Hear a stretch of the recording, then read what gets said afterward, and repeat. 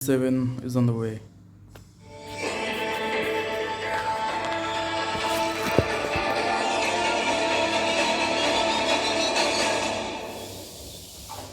सुशील के हाथ से लगातार खून निकल रहा था और वो दर्द में चिल्ला रहा था। विनोद, अवनी और अनामिका ने उसे घेर लिया और फिर सारे बॉडीगार्ड्स के साथ वो उसे घर के अंदर लेकर जाने लगे। जब सुशील गार्डन से निकल गया तब आदित्य को कुछ समझ नहीं आ रहा था। उसकी आंखों के सामने बस वो अंगूठा दिख रहा था जो जमीन पर पड़ा था। वो बस उसे ही घूरे जा रहा था और उसके मन में यही सवाल चलने लगे कि आखिर ऐसा कैसे हो सकता है। पिछली जिंदगी में वो बख्शी सर को जानता भी नहीं था और ना ही उनके बारे में वो ऐसा कुछ इमेजिन कर सकता था। तो फिर क्या सुशील ही वो आदमी हो सकता है? आदित्य जब ऐसे ही खड़ा था तब बख्शी सर अपनी व्हील चेयर के साथ उसकी तरफ आए और फिर उन्होंने कहा, आदित्य। बख्शी सर की आवाज सुनकर आदित्य का ध्यान टूटा और उसने पलटकर उनकी तरफ देखा। बख्शी सर को आदित्य के चेहरे पर एक अलग ही चिंता दिख रही थी जो उन्होंने कभी भी नहीं देखी थी। उन्होंने फिर आगे उससे कहा, आदित्य, मुझे माफ कर दो। मुझे नहीं पता था कि जिस बुरे साए से हम लड़ रहे हैं वो हमारे ही पिछले कर्मों का फल है। मैंने इस दुनिया में बहुत सारी चीजें देखी हैं और मौत के तो मैं कई बार करीब से लौट कर आया हूं, पर आज मुझे समझ आया है कि किसी की मौत करवाना कैसा लगता है। जिस समय उस लड़की का केस हमारे सामने आया था तब मैं बहुत घबरा गया था।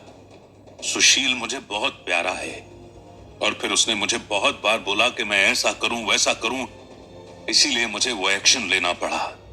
मैं मजबूर था।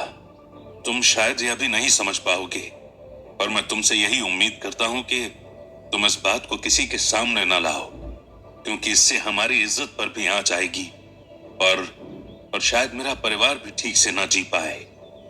इतना कहकर बख्शी सर आदित्य से कोई जवाब एक्सपेक्ट कर रहे थे, लेकिन आदित्य अभी भी उन बातों को सोच रहा था। फिर अचानक उसके मन में एक ख्याल आया कि वो हर उस इंसान पर शक नहीं कर सकता जिसका इस दुनिया में अंगूठा नहीं है।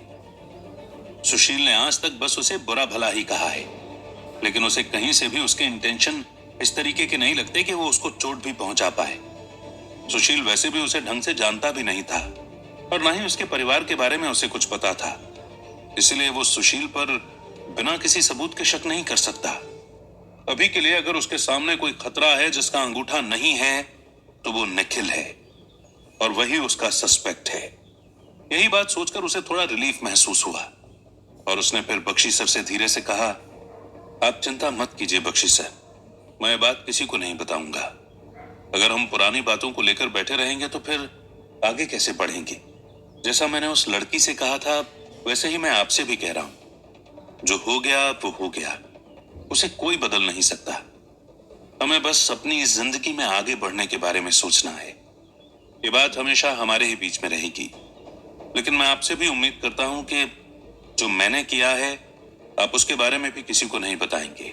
अब आपके घर में कोई बुरा साया नहीं है और आप सब बिना किसी चिंता के आराम से रह सकते हैं। Thank you so much Aditya. मुझे जज ना करके तुम ऐसी बातें कर रहे हो, इसलिए मैं थोड़ा रिलैक्स फील कर रहा हूं। अभी तो बस हमने सुशील का अंगूठा ही खोया है, लेकिन अगर तुम समय में नहीं आते तो पता नहीं मैं क्या क्या खो देता। Thank you so much. चलो हम अंदर चलते हैं।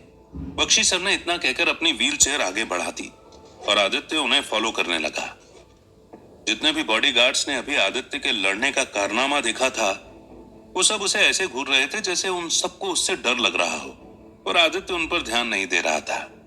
आदित्य का मन इसी बात को सोचकर कंफ्यूज था कि वो चाहे अपनी जिंदगी में दूसरों के लिए कुछ भी अच्छा करके आराम से जीने की कोशिश करे, पर हर बार उसके सामने ऐसे क्लूज आएंगे जो उसे ये सोचने पर मजबूर कर देंगे कि बदला सही है या नहीं।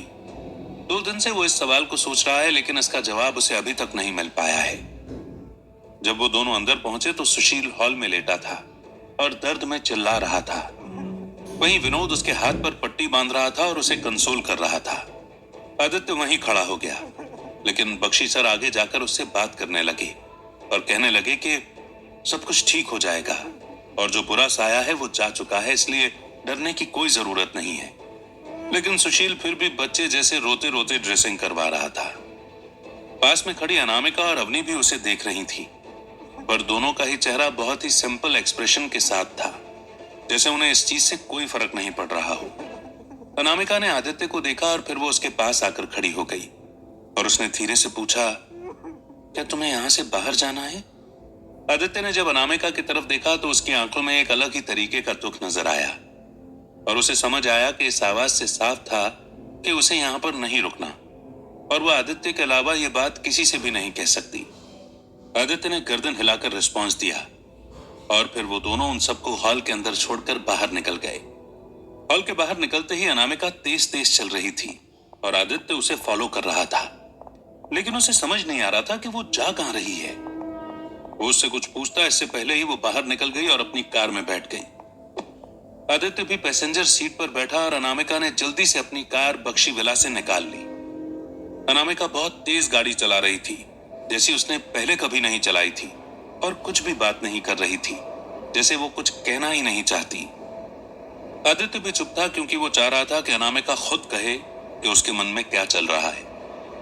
थोड़ी देर ऐसे ही ड्राइव करने के बाद अनामिका ने गाड़ी एकदम से रोड के साइड में लगा दी और फिर अपना सिर स्टीयरिंग पर रखते हुए रोने लगी। आदित्य को उसकी चिंता हुई और उसने थोड़ा सा घबरा कर पूछा, अनामिका क्या हो गया? तुम ठीक तो हो ना? बताओ, मुझसे बात करो अनामिका, ऐसे रो मत। अनामिका अभी भी रो रही थी जैसे उसने आदित्य की कोई बात सुनी ही नहीं, और तब आदित्य ने अपना हाथ बढ़ाकर उसकी पीठ सहलाना शुरू कर दी। कुछ सेकंड तक अनामिका वैसे ही रोती रही और फिर उसने ऊपर अपनी गर्दन उठाकर सिसकती हुई आवाज में कहा, ये दुनिया कितनी खराब है ना आदित्य, हम कभी समझ ही नहीं पाते। आखिर क्या गलती थी उस लड़की की, मुझे समझ नहीं आता। वो तो बस शराब के नशे में गलती कर बैठी थी, और उसे क्या पता था कि उसके साथ ऐसा होगा। मेरा परिवार, द ग्रेट बख्शी फैमिली, जो मिलिट्री के रूल्स एंड रेगुलेशंस और अपनी बहादुरी के अलावा कोई बात नहीं करते, उन्होंने 3 इंसानों को मरवा दिया और उन्हें किसी बात की सजा भी नहीं हुई। How cruel they can be. जब मैंने ये बात पहली बार अपने घर वालों के मुंह से सुनी थी कि कोई लड़की उन पर ऐसा एलिगेशन लगा रही है, तब मुझे लगा था कि वो बस एक पागल लड़की है जो पैसों के चक्कर में ये सब कर रही है। बट हम लोगों को कितनी जल्दी जज कर लेते हैं ना आदित्य, हमें पता ही नहीं चलता। उस टाइम में जब भी मैं उस लड़की के बारे में सोचती थी तब मुझे बहुत गुस्सा आता था। मन करता था कि उससे पूछूं कि वो ऐसा कैसे कर सकती है और उसे बताऊं कि किसी पर इतना बड़ा इल्जाम लगाना बहुत खराब बात है। लेकिन आज मुझे समझ में आया कि मैं कितनी बड़ी गलती कर बैठी थी और मुझे अब सुशील चाचा से नफरत सी हो गई है। तुमने उसकी शक्ल देखी? बिल्कुल मेरी ही एज की थी। मान लो अगर कोई मेरे साथ रेप करके मुझे मार डालता तो फिर क्या होता? तुम खुद ही सोचो कि अगर मनाली के साथ ऐसा होगा तो तुम क्या करोगे? क्या तुम बदला लेने के बारे में नहीं सोचोगे?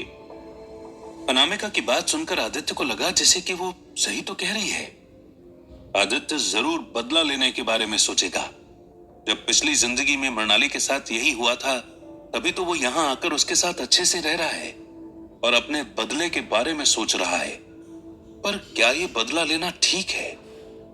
जैसा उसने खुद बख्शी सर को कहा कि जो हो गया वो हो गया, उसे कोई नहीं बदल सकता। पर उसके सामने बस एक ही सवाल था कि क्या वो जो कर रहा है उससे फ्यूचर बदल जाएगा, या फिर अभी भी सब कुछ करके वैसा ही होगा जैसा पिछली जिंदगी में हुआ था और वो सब कुछ खो देगा। उसके मन में अब एक और सवाल सेट हो गया था कि क्या बदला लेने से कुछ बदलेगा या नहीं।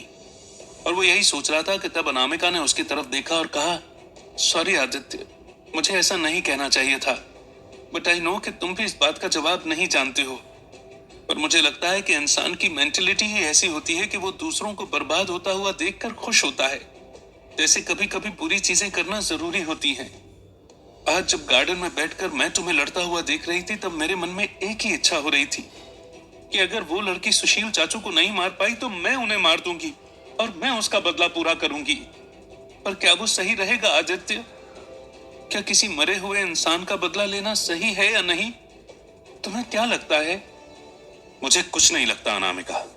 मैं इस बारे में सोचने से भी बहुत कतराता हूं कि कभी कोई इंसान अपना बदला लेने में सक्सेसफुल भी नहीं हो सकता। बदला वर्ड कहने में तो आसान है, पर किसी के साथ ऐसा करना बहुत मुश्किल है।